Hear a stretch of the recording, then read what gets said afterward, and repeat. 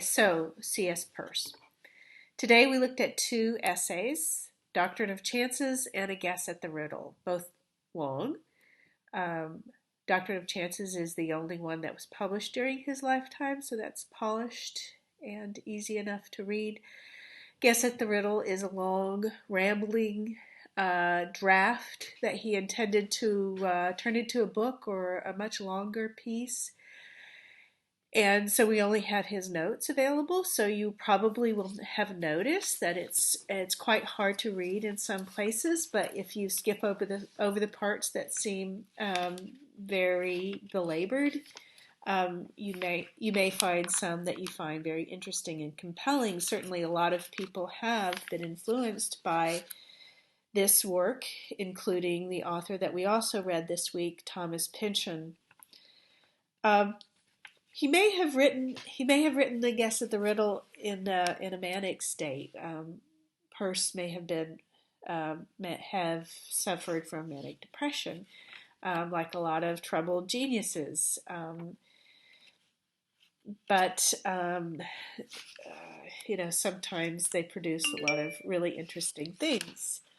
Um, he may have also intended it slightly humorously. There is some ironic overstatement here. There's some self-deprecation. He uses quite a bit of hyperbole.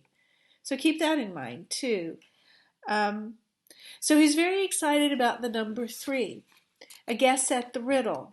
And the answer is 3, not 47, but 3. The title, I guess, at the riddle refers to the riddle of the Sphinx. What goes on 4 legs in the morning, 2 in the afternoon, and 3 in the evening. And Oedipus correctly answered man. Crawls as a baby, goes on 2 feet as a man, and 3 legs with a cane as an old man. So the answer 3. Also, maybe you'll have noticed that the heroine of Thomas Pynchon's novel is Oedipa, female version of Oedipus. So you've already been introduced to the idea of a sign relation having 3 parts. We've already talked about that, and that's been integrated into the study of biosemiotics.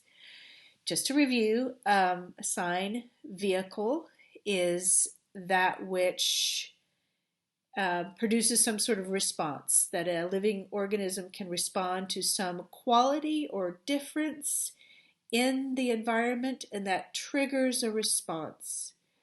So the first part of the sign relation is a sign vehicle. The second part is the response.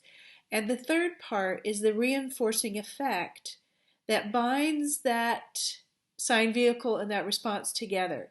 In other words, it makes that kind of response to that kind of sign vehicle more likely to happen again. We've talked about this a lot already. We've also touched on briefly the idea that sign vehicles can come in 3 different types.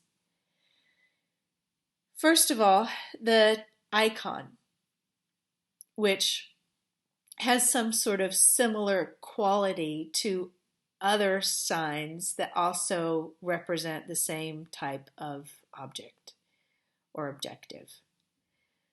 Secondly, we have an index that is some sort of sign vehicle that represents its object by virtue of being either physically connected to it, like smoke is to fire, or by virtue of being artificially connected with it in the case of Pavlovian conditioning, which we've already talked about. If one type of sign, like with a dog, food, makes the dog salivate, and you put a bell, you correlate a bell with food, then after a while the bell itself will come to be an indexical sign pointing to food, which also causes the same response, salivation.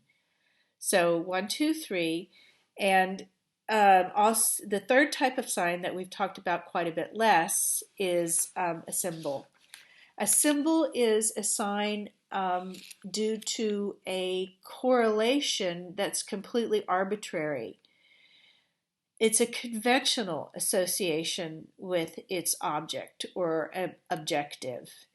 And the bell in Pavlovian conditioning, once you take the bell out of the context where it was actually connected to the food by being introduced at the same time, roughly, as the food, once you take the food away and you change the context, the bell still produces the response. So now it's become completely a conventional and arbitrary symbol of its objective.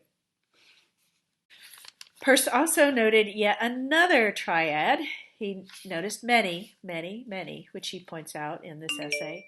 He noticed another triad, which he called firstness, secondness, and thirdness. And these are very metaphysical concepts and are hard to summarize, but I will try. He describes firstness as pure potential before any reaction, interaction, or response has taken place. You might think of this now as something like quantum indeterminacy. For some reason, Peirce refers to firstness as pure quality, and I don't really understand that. I don't quite know why. But pure indeterminacy or pure potential, I can grasp a little bit more easily. Matter and energy comes into being when there is an interaction, and Peirce calls this secondness, an interaction that causes an effect. He considers this pure force, action of one thing on another. And thirdness is the relationship between the quality of firstness and force, secondness, that binds them together. And I hope you notice that that sounds like a very abstract and metaphysical description of semiosis. It's harder to get to, and it's harder to understand when it's so abstract.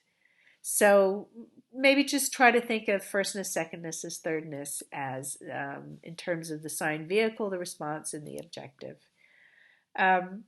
Firstness is related to the sign vehicle, quality of something in the environment that causes response.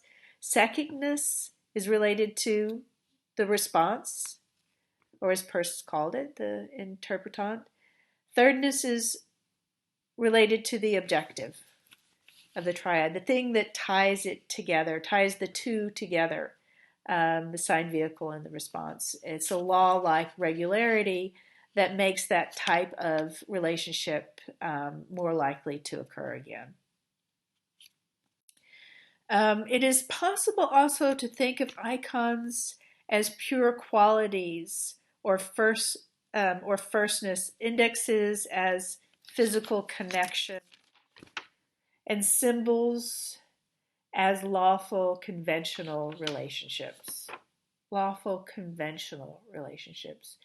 Relationships that have formed habits over time because they've emerged in processes. They weren't there to begin with before the relationship started. They're an emergent property, these laws. They're not laws that are given in the beginning before anything happens. They come into being.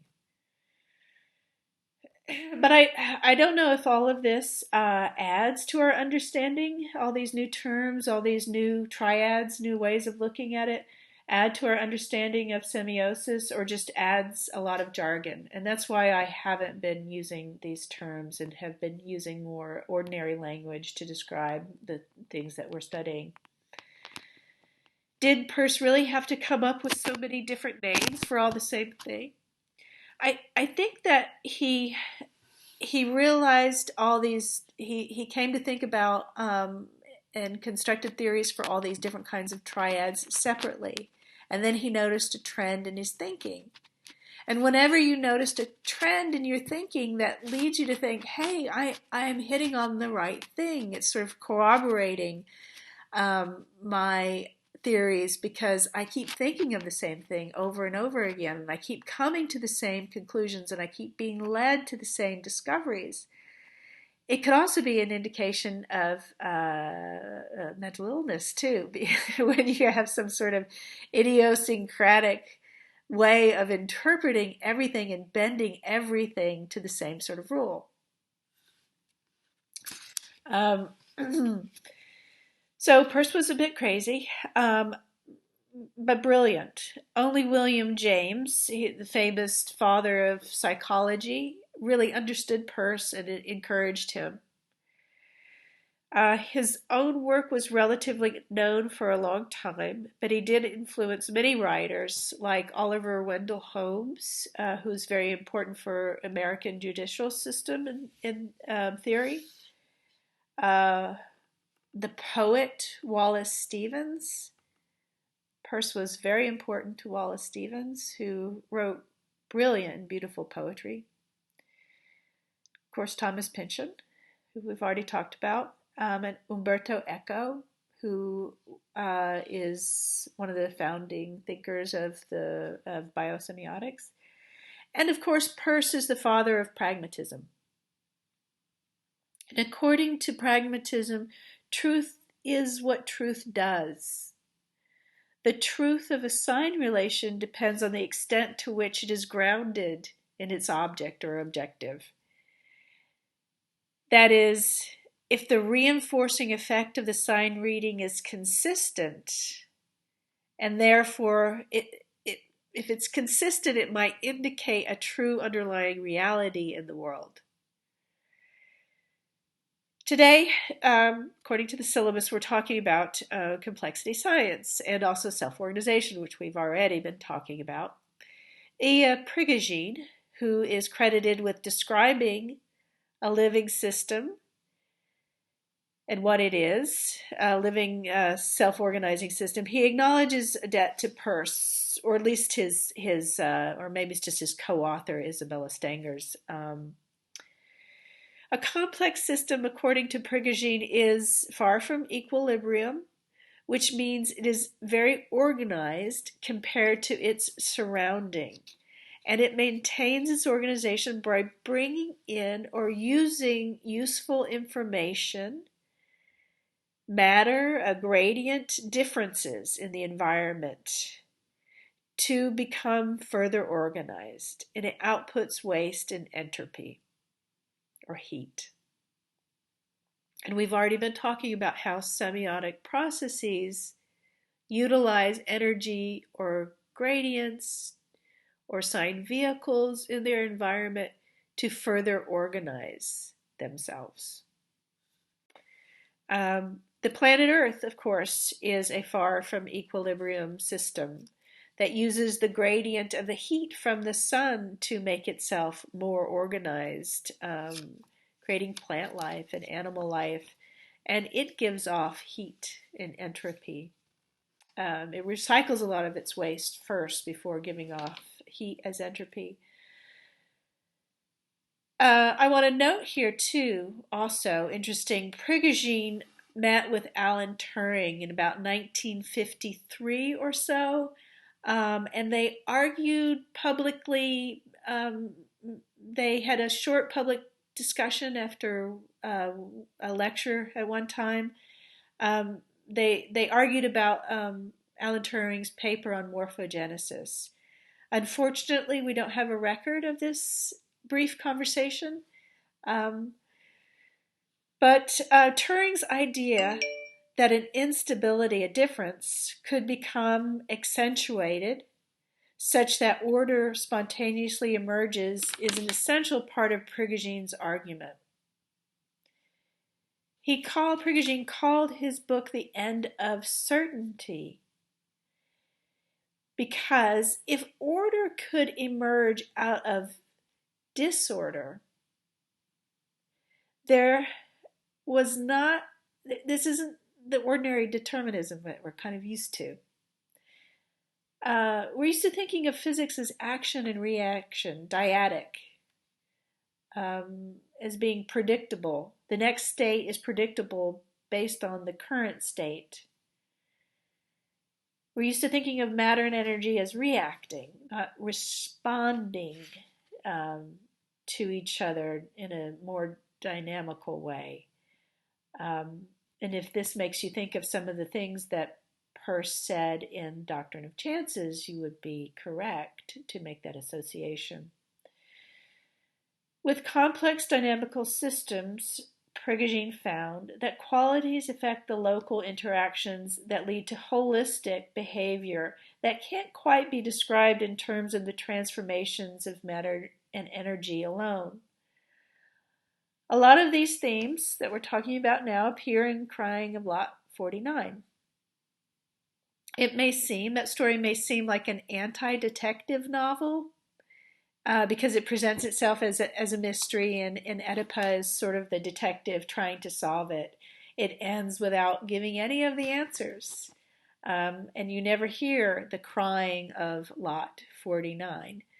That weird and obscure sounding title refers to an auction. When something is auctioned off, it's called a crying. The character in the novel Pierce, Invery or Invariety, I'm not sure how to pronounce his name.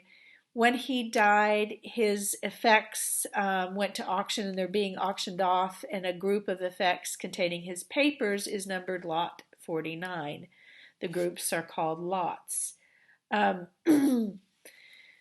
The name Peirce Invery or Invariety may refer to something that Peirce brings up in A Guess at the Riddle, where he's talking about how variety, indeterminacy, and irregularity probably existed first, and out of that, regularity emerged. So it's a pun. I'll say one more thing about Peirce's contribution to physics. He died not too long before quantum indeterminacy was discovered, but he did predict it somewhat. He made the a priori argument, an argument based completely on logic, not observation. He realized that regularity, determinism, must emerge out of irregularity. It's the only thing that makes sense. That is, statistical averages of completely random and uncorrelated events are the most regular and predictable processes in nature. Think about a coin toss. If you toss a coin 100 times, what is the predictable outcome? How often will heads come up? 50% of the time. If you toss a coin 1,000 times, 50% of the time. If you toss a coin 1,000,000 times, about 50% of the time it'll come up heads. Random processes on average are actually much more predictable than more complex processes.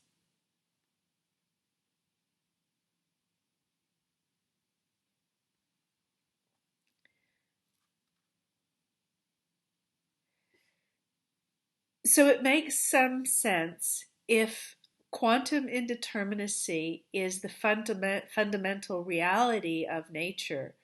It makes sense, and quantum events are completely random and uncorrelated. It makes sense if averaged out, they lead to predictability and dependable events of determinism.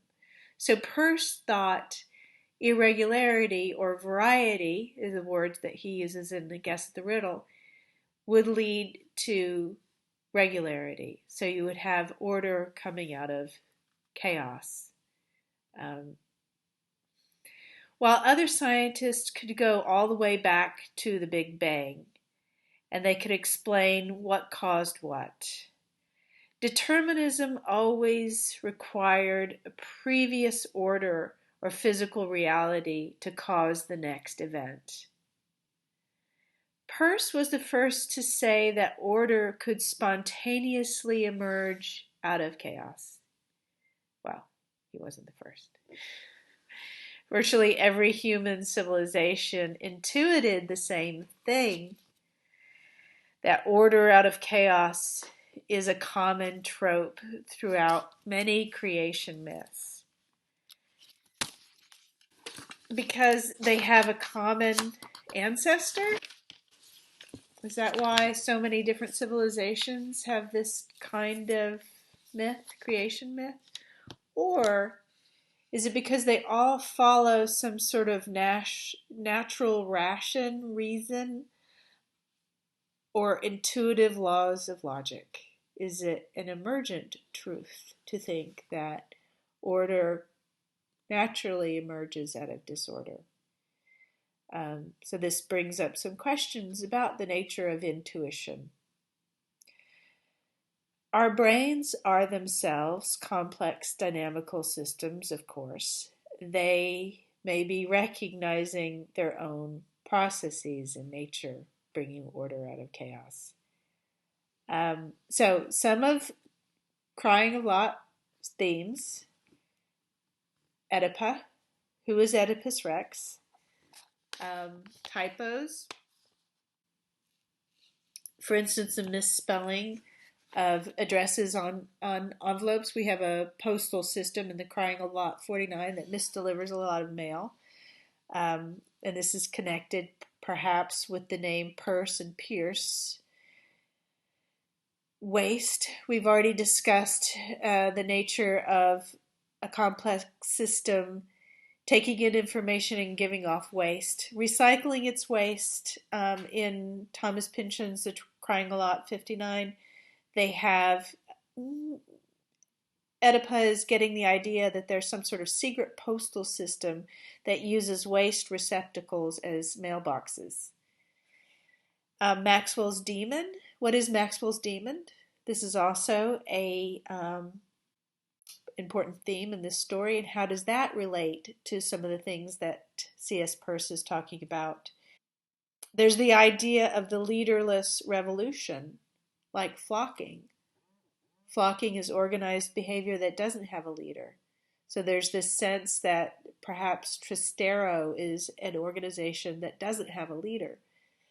And I also want you to think about now, we're going to break for a little bit of a discussion. I'm going to stop talking in this recorded lecture, and then we can go on live stream and we can talk about some of these themes. Why is a literary work like Crying of Lot 49 written in kind of a code that you can't decipher unless you happen to know all this stuff? What's the point of that? And so we're going to break now and start talking about that later.